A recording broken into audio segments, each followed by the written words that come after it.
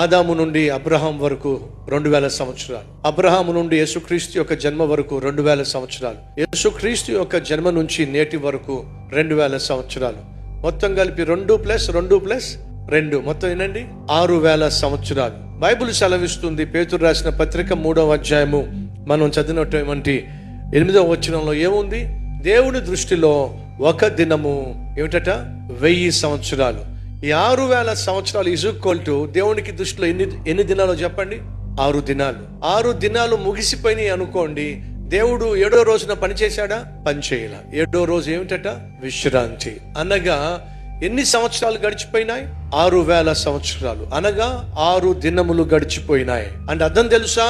6 రోజులు గడిచిపోయినాయి. టైం ఎంత అయిందో తెలుసా మీకు? 11 గంటల 59 నిమిషాల 59వ సెకండ్ మీద సెకండ్ ముళ్ళుంది.